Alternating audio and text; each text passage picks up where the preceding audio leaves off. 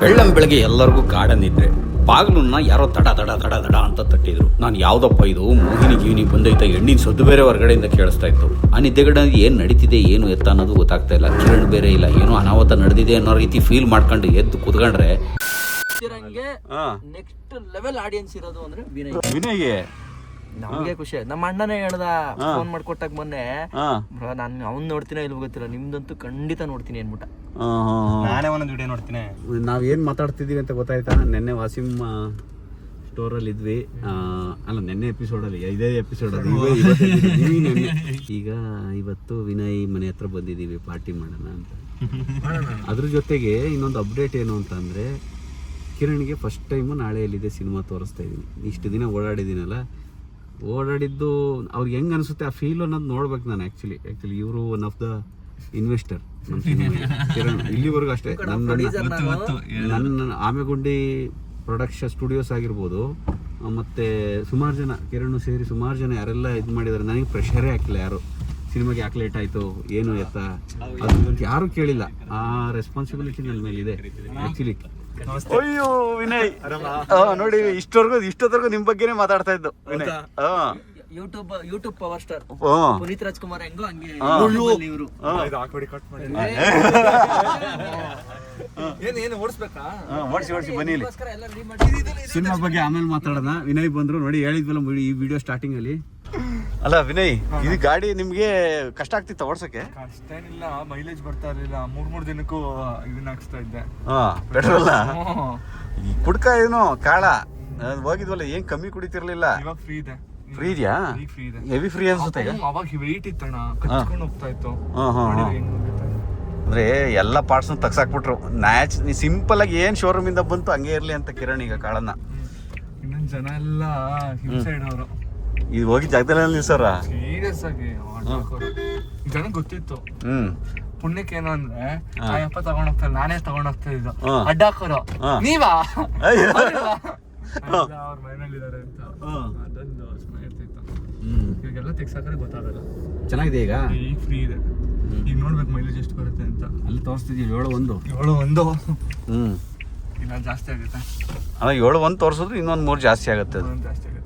City ಒಳಗೆ ಓಡಿಸಿದ್ರಲ್ಲ ಹಂಗಾಗಿ.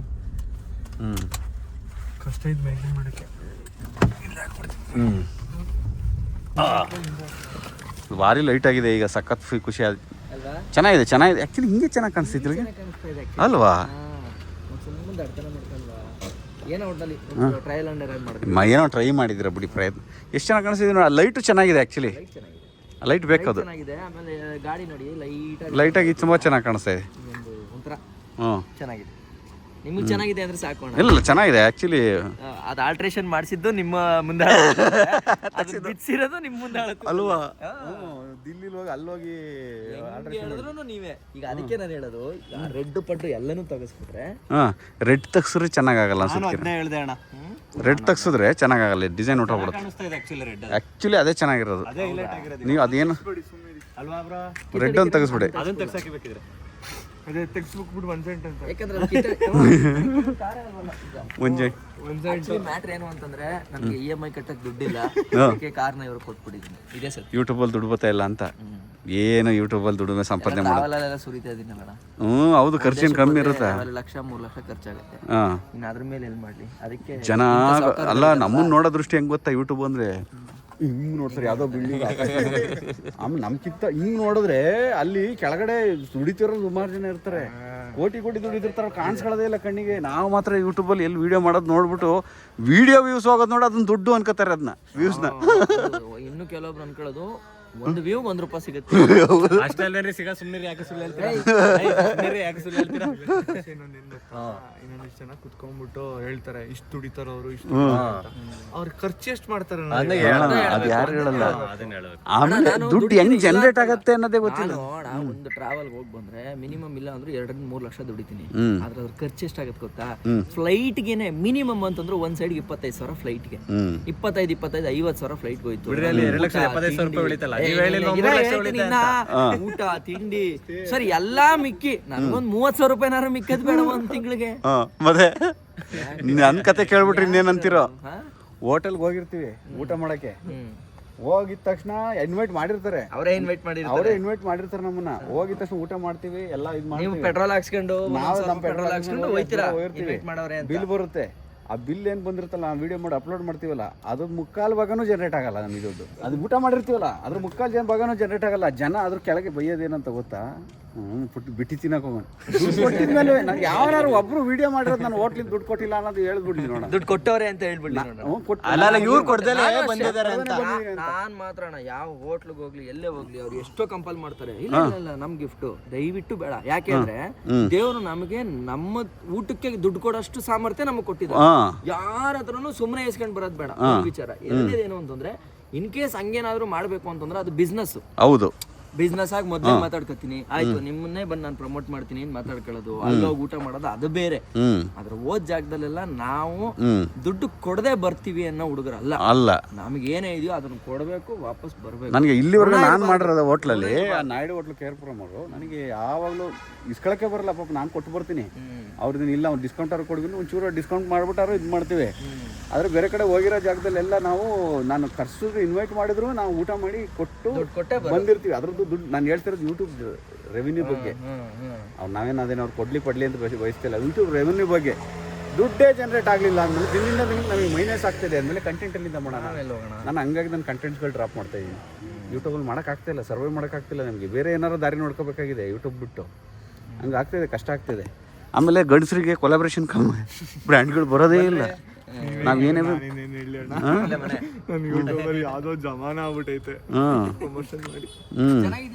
ಬನ್ನಿ ಯೂಟ್ಯೂಬರ್ಸ್ ಪಾಡು. ಅವತ್ತು ರಾತ್ರಿ ಏನಾಯ್ತು ಗೊತ್ತಾ? ಕಳೆದ ಎಪಿಸೋಡ್ನಲ್ಲಿ ನೀವು ಆಲ್ರೆಡಿ ನೋಡ್ಬಿಟ್ಟಿದ್ದೀರಾ. ವಿನಯ್ ಲವ್ ಸ್ಟೋರಿ ಅಂತ ಒಂದು ಎಪಿಸೋಡ್ ಹಾಕಿದ್ದೀನಿ. ಅದೇ ಅವತ್ತು ರಾತ್ರಿ ನಡೆದಿದ್ದು. ಎಷ್ಟೋ ಜನ ಪಾರ್ಟ್ 2 ಹಾಕಿ ಅಂತ ಕೇಳಿದ್ರಿ. ಆದಷ್ಟು ಬೇಡದೇ ಇರೋದು ಅಂತ ಎಲ್ಲ ರಿಮೂವ್ ಮಾಡಿದ್ದೆ, ಅದನ್ನೆಲ್ಲ ಸೇರಿಸಿ ಈ ಎಪಿಸೋಡ್ ಆಗ್ತಾ ಇದ್ದೀನಿ. ಇದೆಲ್ಲ ಆದಮೇಲೆ ಸಂತೋಷನೋ ದುಃಖನೋ ಏನೋ ನಾವೆಲ್ಲ ಕೂತ್ಕೊಂಡು ಬ್ಯಾಚುಲರ್ ಪಾರ್ಟಿ ಮಾಡಿದ್ವಿ. ಅದೊಂಥರ ಬ್ಯಾಚುಲರ್ ರೂಮೇ ಅಂತ ಅಂದ್ಕೊಳ್ಳಿ. ಅಲ್ಲಿ ಬ್ಯಾಚುಲರ್ ಏನೆಲ್ಲ ಕೆಲಸ ಮಾಡ್ಬೋದು ಎಲ್ಲ ಕೆಲಸಗಳು ಅಲ್ಲಿ ನಡೀತವೆ. ಅಂದರೆ ಅಪಾರ್ಥ ಮಾಡ್ಕೊಬೇಡಿ, ಕೆಲಸಗಳು ಅಷ್ಟೇ. ಅವತ್ತು ರಾತ್ರಿ ವಿನಯ್ ಲವ್ ಸ್ಟೋರಿ ಕೇಳಿದ ನಂತರ ನಂದು ನಾಳೆ ಎಲ್ಲಿದೆ ಸಿನಿಮಾನ ಕಂಪ್ಲೀಟಾಗಿ ಅವ್ರಿಗೆ ತೋರಿಸ್ದೆ. ಕಿತ್ತಡಿ ಕಿರಣ್ ಅದರಲ್ಲಿ ಆ್ಯಕ್ಟಿಂಗು ಕೂಡ ಮಾಡಿದ್ದಾರೆ, ಒಬ್ಬ ಇನ್ವೆಸ್ಟರ್ ಕೂಡ ಹೌದು. ಅವತ್ತು ರಾತ್ರಿ ವಿನಯ್ದು ಸ್ಟೋರಿ ಕೇಳಿದ ಮೇಲೆ ನಾವೆಲ್ಲ ಕೂತ್ಕೊಂಡು ಪಾರ್ಟಿ ಮಾಡ್ತಾ ನಾಳೆ ಎಲ್ಲಿದೆ ಸಿನಿಮಾನ ಕಂಪ್ಲೀಟಾಗಿ ನೋಡಿದ್ವಿ. ಮುಗಿಸೋದ್ರೊಳಗೆ 2 ಗಂಟೆ 2:15 ಆಗೋಗಿತ್ತು. ಅವತ್ತು ರಾತ್ರಿ ಅವರು ನನಗೆ ಸಿನಿಮಾ ಮೇಲೆ ರಿವ್ಯೂ ಕೊಟ್ಟಿದ್ದು ಸಿಕ್ಕಾಪಟ್ಟೆ ಚೆನ್ನಾಗಿತ್ತು. ಆದರೆ ಆ ರಿವ್ಯೂನ ನಾನು ಸೆರೆ ಹಿಡಿಲಿಲ್ಲ. ಬೆಳಗ್ಗೆ ಎದ್ದು ಅವರು ಎದಳೋದನ್ನೇ ಕಾಯ್ತಾ ಇದ್ದೆ, ಅವರಿಂದ ರಿವ್ಯೂ ಪಡ್ಕೊಂಡು ಈ ಕಡೆ ವಾಪಸ್ ಬರೋಣ ಅಂತ. ಬೆಳಗ್ಗೆ ಎಲ್ಲರಿಗೂ ಗಾರ್ಡನ್ ಇದ್ರೆ ಬಾಗಿಲನ್ನ ಯಾರೋ ದಡ ದಡ ದಡ ದಡ ಅಂತ ತಟ್ಟಿದ್ರು. ನಾನು ಯಾವುದಪ್ಪ ಇದು ಮೋಹಿನಿ ಗೀವಿನಿ ಬಂದೈತ, ಎಣ್ಣಿನ ಸದ್ದು ಬೇರೆ ಹೊರಗಡೆಯಿಂದ ಕೇಳಿಸ್ತಾ ಇತ್ತು. ಆ ನಿದ್ದೆಗಡೆ ಏನು ನಡೀತಿದೆ ಏನು ಎತ್ತ ಅನ್ನೋದು ಗೊತ್ತಾಗ್ತಾ ಇಲ್ಲ. ಕಿರಣ್ ಬೇರೆ ಇಲ್ಲ, ಏನೋ ಅನಾಹುತ ನಡೆದಿದೆ ಅನ್ನೋ ರೀತಿ ಫೀಲ್ ಮಾಡ್ಕೊಂಡು ಎದ್ದು ಕುತ್ಕೊಂಡ್ರೆ ಅದು ನೋಡಿದ್ರೆ ಕಸ ತಗೊಂಡೋಗೋರು ಬಂದಿದ್ರು. ಕಸನೇನಾ? ಕಿರಣ್ ಬಂದರು. ನಾನು ಬಾಗಿಲು ತಟ್ಟಿದ ತಕ್ಷಣ ಯಾವುದೋ ಹೆಂಗ್ಸೇನಪ್ಪ ಮೋಹಿನಿ ಬಂತ ಅಂತ ಹೆದರ್ಕೊಬಿಟ್ಟಿದ್ದೆ. ಚಳಿಗೆ ಒಂದು ರೌಂಡ್ ಆರಾಮಾಗಿ ಮತ್ತೆ ಬರ್ತೈತೆ. ಕಸ ತಗೊಂಡು ಹೋಗಕ್ಕೆ ಬರ್ತಾರ ಡೈಲಿ? ನಾನು ಬಾಗ್ಲೊತ್ತಾಯ್ತಲ್ಲ, ಹಂಗಾಗಿ ಮೋಹಿನಿ ಪಾವಿನಿ ಇಲ್ಲ ಅಂತ ಕನ್ಫರ್ಮ್ ಮಾಡ್ಕೊಂಡೆ. ಇಲ್ಲಾಂದ್ರೆ ಏನಪ್ಪ ಈ ಹುಡುಗರು ಅವ್ರು ಬೇರೆ ಅವರೇ ಬ್ಯಾಚುಲರು ದಿನ ಬಂದು ಇಟ್ಕೊಳತ್ತೇನೋ ಮೋಹಿನಿ ಅಂದ್ಕೊಂಡಿದ್ದೆ, ಎದ್ದು ಬಿಟ್ಟಿದ್ದೆ. Good morning Vinay. ಜಿಮ್ಗೆ ಹೋಗಲ್ವಾ? ಹೊಡ್ತೀರಾ? ಮಿಸ್ ಮಾಡೋದೇ ಇಲ್ವಾ ಜಿಮ್ನ? ಮತ್ತು ಈ ಪಾರ್ಟಿ ಕಿರಣ್ ಜಿಮ್ಗೆ ಹೋಗ್ತಿದ್ರು ಮತ್ತು ಹೋಗ್ತಾರೆ ಸರ್ ಆಫ್ ಆಯ್ತು. ಹಾಂ, ಯಾಕೆ ಮಾಡಬೇಕು ಮತ್ತೆ ಮಾಡ್ತೀವಿ. ಸಖತ್ತಾಗಿ ಆಗಿದ್ರು ಕಿರಣ್. ಒಂದು ಸ್ವಲ್ಪ ಒಂದು ವಾರ ಹೊಡೆದ್ರೆ ಸಾಕು, ಪಂಪ್ ಮಾಡಿದ್ರೆ ಸಖತ್ತಾಗಿ ಹೊಡ್ತಿರಲ್ವ? ನೆನ್ನೆ ಶರೀಫ್ ಬಿರಿಯಾನಿ ಕತೆ ಹೇಳಿ ನೋಡಿ ಕಿರಣ್, ಹೇಳಿ ಏನಾಯ್ತು ಅಂತ. ಏನೇ ಆರ್ಡರ್ ಮಾಡಿದ್ರು, ಸರ್ವ್ 2ಗೆ ಆರ್ಡರ್ ಮಾಡಿದ್ರು, ಬರಲೇ ಇಲ್ಲ. ಒಂದು ಬಂತು ಅಲ್ವಾ? ಒಂದು ಬಂತು. ನೈಟೆಲ್ಲ ಅದೇ ಆಗೋಯ್ತು ಕತೆ. ರಾತ್ರಿ ಎಲ್ಲ ಬರೀ ಬಿರಿಯಾನಿ ತರ್ಸ್ಕೊಳಕ್ಕೆ ಜಾಗರಣೆ ಮಾಡಿದ್ದಾಗೋಯ್ತು.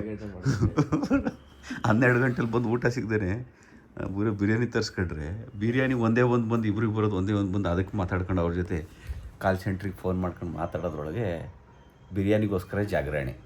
ಇವು ಟೈಟಲೇ ಹಾಕೋದು ಚೆನ್ನಾಗಿದಲ್ವ? ಬಿರಿಯಾನಿ ಜಾಗರಣೆ ನೋಡಿ. ಇವ್ರದ್ದೇ ಶರೀಫ್ ಬಾಯಿ ದಕ್ನಿನ ಇದೇನು ದಕ್ನಿ ಬಿರಿಯಾನಿ. ಇವರೇ ಭಾರಿ ಹಿಂಸೆ ಕೊಟ್ಬಿಟ್ರು ರಾತ್ರಿ ನಮಗೆ ಅಲ್ವಾ? ಹಂಗೆ ಮಾಡಿದ್ರೆ ಹೆಂಗೆ ಕಿರಣ್ ಅದು? ಅಲ್ಲ ರೀಫಂಡ್ ಹಾಕಿದ್ರಾ? ಎಷ್ಟು 300 ಅರ್ಧದ್ದು ಹಾಕಿದ್ರು. ಬಟ್ ಆ ಟೈಮಲ್ಲಿ ಹೊಟ್ಟೆ ಹಸ್ತಿದ್ದಾಗ ಅವ್ರು ರೀಫಂಡ್ ಹಾಕಿ ಏನು ಪ್ರಯತ್ನ ನಮಗೆ? 12 ಗಂಟೆ ರಾತ್ರಿ ಬೇಕಾಗಿತ್ತು, ಊಟನೇ ಬೇಕಾಗಿತ್ತು ಆ ಟೈಮು. ಈ ಥರ ಹೆವಿ ಕೇಸಸ್ ನಡೆಯುತ್ತೆ. ಅಲ್ವಾ. ಒಟ್ಟಿನಲ್ಲಿ ಇವರು ನೆನ್ನೆ ಒಂದು ಸ್ವಲ್ಪ ಇವ್ರದ್ದು ಕೆಲಸ ಸರಿ ಹೋಗಲಿಲ್ಲ. ಒಂದೊಂದ್ಸಲ ಜನನೂ ಹಂಗೆ ಮಾಡಿಬಿಡ್ತಾರೆ, ಬೇಕು ಅಂತ ತಪ್ಪು ಮಾಡೋದು. ಅವ್ರದ್ದು ಜನಗಳದ್ದು ಇರುತ್ತಲ್ಲ ಒಂದೊಂದ್ಸರಿ ಹಂಗೆ ಫ್ರೀ ಆಗಲಿ ಅದಾಗಲಿ ಇದಾಗಲಿ. ಅದೊಂದು ಹುಡುಗಿ ಕೇಸ್ ಆಗಿತ್ತು ಗೊತ್ತಾ? ಅದು ಮಾಡ್ತಾರೆ. ಡೆಲಿವರಿ ಬಾಯ್ ಜೊತೆ ಫೈಟ್ ಆಗಿತ್ತಲ್ಲ ಆಗೊಂದ್ಸರಿ. ಈಗೆಲ್ಲ ಕಮ್ಮಿ ಆಯ್ತದು, ಈಗೆಲ್ಲ ಸ್ವಲ್ಪ ಸೀರಿಯಸ್ ಆಗಿ ತಗೊಂಡ್ಮೇಲೆ.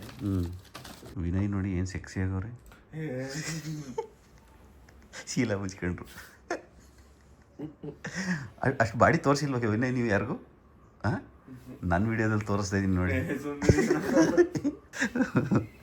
ಅಯ್ಯೋ ವಿನಯ್ ನಾಚಿಕೆ ಆಗೋಯ್ತು ವಿನಯ್.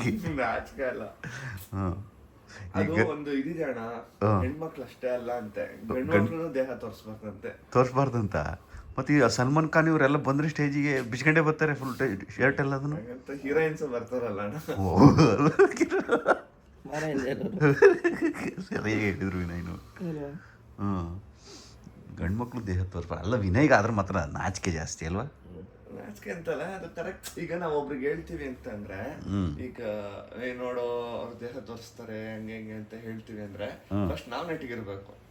ಇದು ನನ್ ಲಾಜಿಕ್. ಅಂದ್ರೆ ತಪ್ಪಸ್ಸೇನೋ ಗೊತ್ತಿಲ್ಲ, ಸ್ವಲ್ಪ ಜನ ಹೇಳ್ತಾರೆ ಗಂಡ್ ಮಕ್ಳಿಗೇನು ಎಲ್ ಬೇಕಂದ್ರೆ ಬಟ್ಟೆ ಮಾಡ್ಬೋದು, ಯಾರು ನೋಡ್ತಾರೆ ಗಂಡ್ ಮಕ್ಳು. ಹಂಗಲ್ಲ, ಹೆಣ್ಮಕ್ಳಿಗೂ ಒಂದೇ ಅಂದ್ರೆ ಗಂಡ್ ಮಕ್ಳಿಗೂ ಒಂದೇ. ನಿಮ್ ಹೀರೋನೇ ಆಗ್ಬೋದಾಗಿತ್ತಲ್ ವಿನಯ್? ಅಣ್ಣ ಇವಾಗ ಅದೇ ಟ್ರೈ ಮಾಡ್ತಾರೆ ಅದಣ್ಣ. ಆ್ಯಕ್ಚುಲಿ ನಿಮಗೆ ಒಳ್ಳೆ ಇದಿದೆ, ಟ್ಯಾಲೆಂಟು ಇದೆ ನಿಮ್ದು. ಇದೆಲ್ಲ ನೋಡಿದ್ನ ಶಾರ್ಟ್ ಫಿಲ್ಮ್ಸ್ ಎಲ್ಲ ಮಾಡಿದ್ದು ಚೆನ್ನಾಗಿದೆ, ಮಾಡ್ಬೋದಾಗಿತ್ತಲ್ಲ. ಅದೇ ಕನಸು ಅಣ್ಣ, ಇವಾಗ ಸಿನಿಮಾ ಮಾಡಬೇಕು ಅಂತ. ಹೆಂಗಾಗುತ್ತೆ ಏನೋ ಅಂತ. ಆ್ಯಕ್ಚುಲಿ ಸಿನಿಮಾ ಮಾಡೋಕ್ಕೆ ಅಂತಲೇ ಯೂಟ್ಯೂಬಿಗೆ ಬಂದ್ರಿ ಅಲ್ವಾ? ಯಾವ್ದಾದ್ರು ರೂಟ್ ಹಿಡಿದು ಎಲ್ಲ ಒಟ್ಟಿನಲ್ಲಂತೂ ಜನಕ್ಕಂತೂ ಪರಿಚಯ ಆಗಿದ್ರೆ ಅಲ್ವಾ? ಇಲ್ಲ, ನಾನು ಕನಸಿರೋದು ಅದು ಮಾಡೇ ಮಾಡ್ತೇನೆ.